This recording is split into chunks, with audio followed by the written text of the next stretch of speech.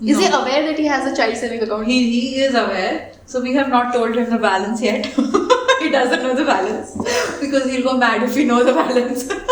So we just told him that you have 100 rupees in your account.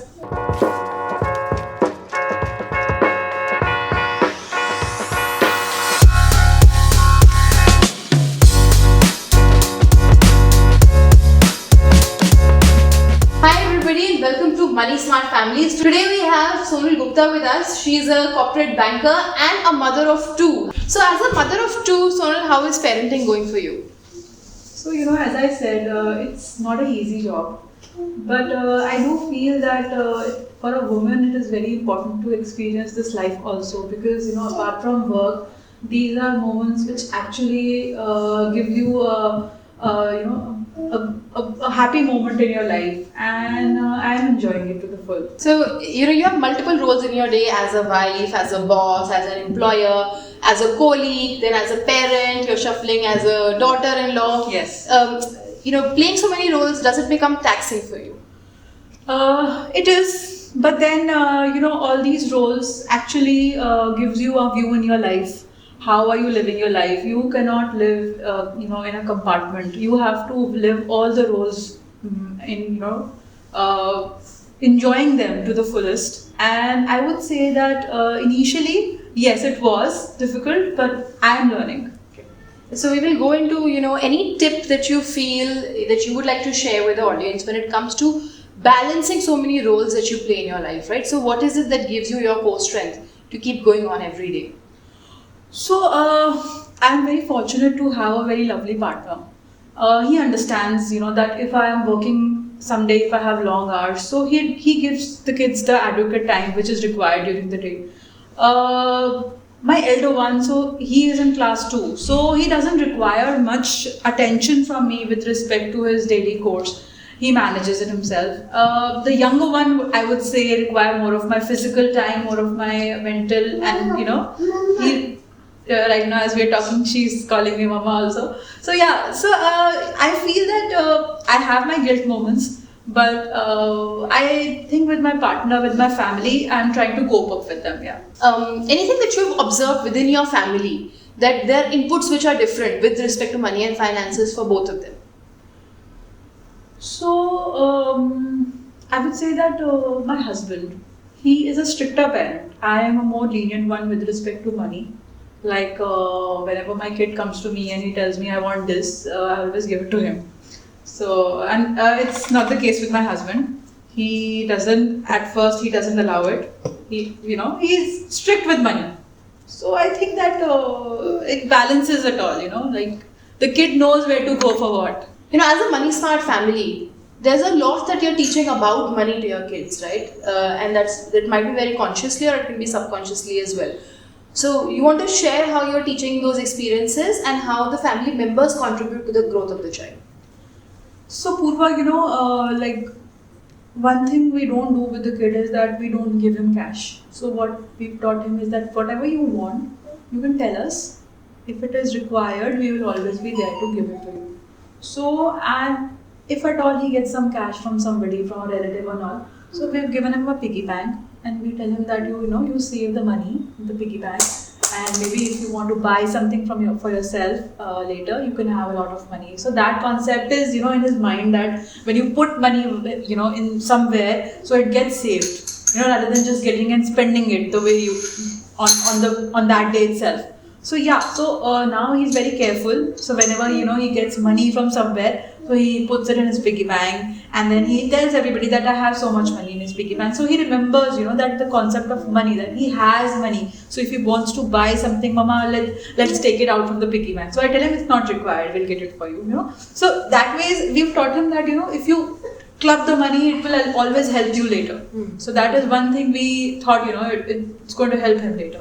So is that a cash experience that he's having with money in terms of saving money as well? Yes, I do think so. So he has learned, even if he's so small, he's 7 years old, but still, he recognizes a 500 rupee note, a 100 rupee note, how to sum it up. Even if he is not taught, summation and all these things, but still, if he sees the note and he sees 504 notes, he knows it's 2000 rupees. So that way, he's pretty smart. Okay. And how aware is your kid when it comes to digital finances, right? Invisible money, when you don't see money, when you see transactions happening online or you see transactions happening. So Purva, I think 99% of the kids would be very aware. Reason being that they're so exposed to mobile phones right now. Even if we don't want them to watch it, they do watch it. Like they have wallets, they have digital wallets in their games, wherein they deposit coins when they they know it how it works. So yeah, I would say that he is pretty smart with that. But I've always taught him that these are things which are virtual. So I mean, you have to limit it. Have you limited his phone time also? Because we think that apart from phone and all, it gives you an exposure. That's true. But then it can always scrap your childhood. So yeah, that I feel is a little more exploiting for the kids. I feel that, yeah. So, in terms of teaching about money and finances to your kids, how do you visualize their future? Do you visualize them using digital technologies to make these transactions, and you're a banker yourself to talk about where this industry is going, or do you actually see them that cash will be prevalent, and knowing that answer, does that change the way you teach them about money? So I think cash is out. Like today also, like I don't keep cash more than 1,000 rupees in my wallet. So, and everything is being paid from GPay, Paytm and all these digital wallets. So, because it's very easy, it's pretty available with the UPI payments and all. You don't have the hassle of actually, giving a 10 bucks or a 20 bucks to everybody. You can just do a Paytm within a second. So, I don't think we can limit that for the kid, because going ahead, I think it will be more easier for them. So, cash would be very less used. So I think digital wallets are way to go for kids, for us, for everybody. So anything do you experience in their understanding about the wallet system, about them observing how you are making those transactions? It does, but I fear that in fact I want that if a kid is using these kind of wallets for making a transaction, there should be a parenting watch in it. Because sometimes the kid thinks that they're doing the right thing, but I think as a parent, as a guardian, I think we should be there to judge and tell them that it is not correct or it is correct. So there should be a parenting, governance. Yeah, there should be a governance, right? Since you mentioned about parenting governance, and you're talking about technologies that can be made, do you see? I mean, especially you're a banker. Do you think that banks have solutions right now for, let's say, transforming this behavior? I don't think so, because I'll tell you a very recent experience. I had some money in my minor's daughter account, and I wanted to start a SIP for her. So I wrote to the AMC that I want to do a SIP for her from her account. And they wrote back to me that they don't have a provision right now to make a investment from a minor's account. So imagine, like, they want me to keep the money in the account as it is. They don't want me to invest the money because they don't have any provision right now. So I found it really backward. Actually, it is, because you just can't keep cash in the account, right? You have to invest it somewhere. If it's a little one, you want her to use the money after 18 years, and they don't have a provision. So and now I'm just helpless. I have to transfer the money back to me and use and invest it somewhere. So I think that ways we should, there's a way to go in that, especially for minors. Yes. Since you're also a banker, do you want to comment on the kind of products that banks have for kids, especially, for example, the child saving account, right? So, in fact, I was just telling my experience. I went to a bank, an Indian bank, to open an account for my daughter. And there they had this provision that, it has to be linked to my account. But then the money withdrawals from that account has to be limited, like only 2 or 3 times a month.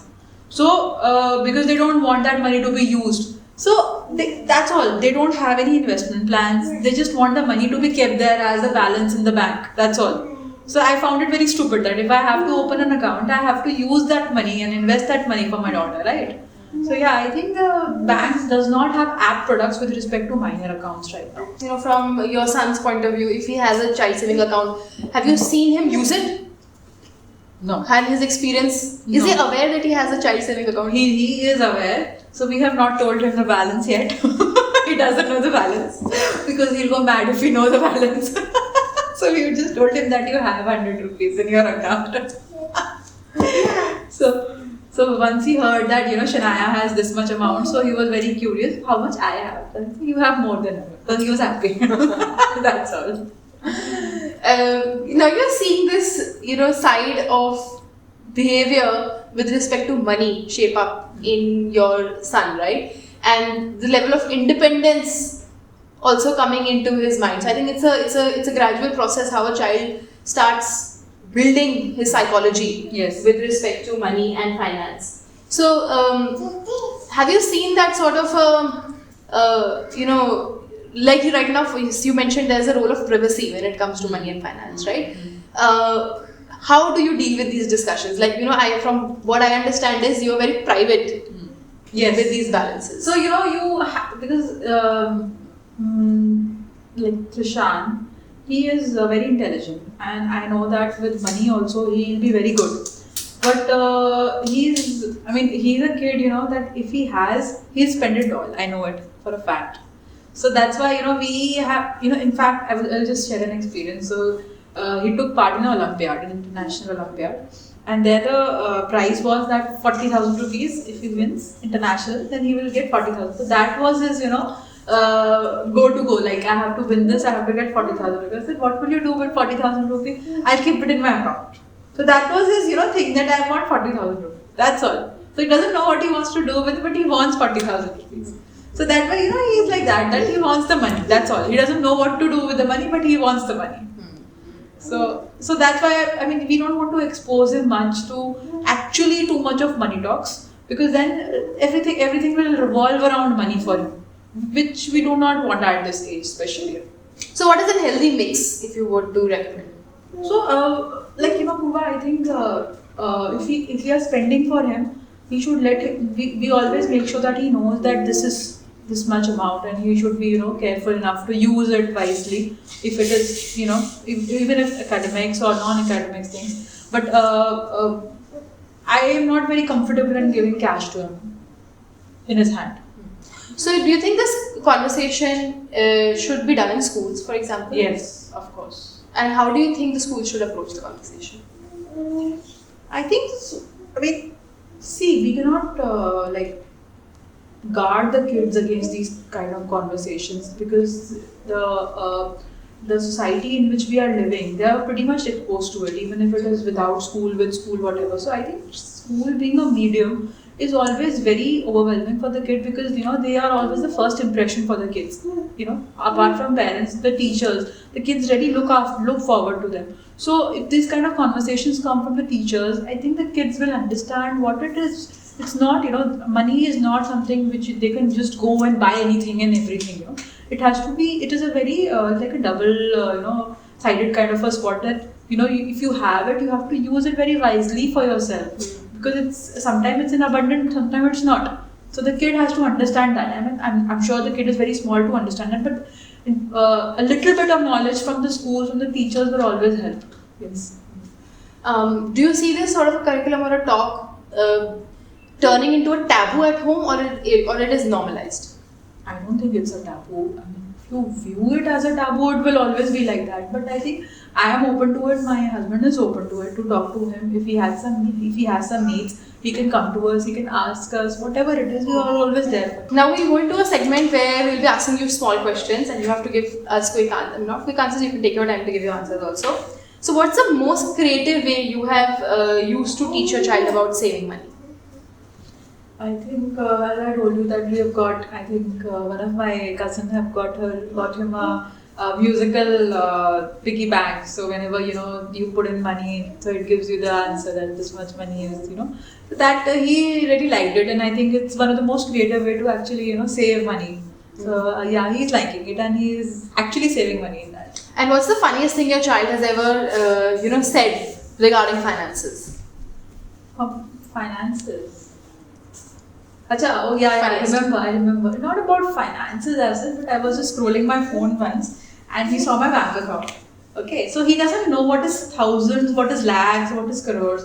So because he watches phone, so sometimes he listens to millions, billions. So he was like, I had some 40,000 something or something like that in my account. So he saw those and he thought it was a million. So I was like, Mama, you have 40 million rupees in your account. And he shouted in front of everybody, I know, Mama has 40 million rupees in her account.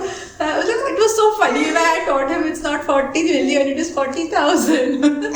So he thought Mama says no for everything. She has so much money in her account. And if you were to ask you one of the biggest lessons you have learned in parenting with respect to money and finances, any mistakes you made and you learned from them? So one mistake I made was, which I had corrected. I had added one of my credit card in my phone, and it was so freely available that with a click you can make a transaction. And once he was playing a game on my phone, and he did a transaction, and he swiped my card for 9,000 rupees. Oh. And I got to know through my statement after 1 month that this has happened. And then I called this gaming site, and I told them that it was done by mistake. So they said it's not a mistake. You have actually put. I mean, there was no requirement for any OTP or anything that time. So I actually was shelled off of 9,000 rupees. So I removed all my credit cards from my mobile. So yeah, that was a mistake. I think with the parent you should not make these kind of mistakes, or you should have full parental control over the payments. And I hope you've changed now the parental passwords. Yeah. So I've removed all my credit card. You cannot have any transaction without me on my phone or on my card. What is the most effective way you have found to teach your child about good habits, and what habits you're working on? So I think one of the most important habit, especially with the kind of age he is in, it's sportsmanship, which he is yet to learn. I mean, he is working on it. I am working on it. He always wants to win, and if he doesn't win, he starts cribbing. I didn't win. So that one thing is, I think I have to teach my child that if you lose also, it's fine. You just play. That's more important. So yeah, I'm trying with that. So on that note, I hope you enjoyed the conversation. We could bring out a new parent, a new type of parenting style within the family, and talk about how money is being discussed as a money smart family. Thanks a lot, Sonal, for sharing your valuable time and a flavor into how your family is dealing with this money concept. Thank you so much. Thank you.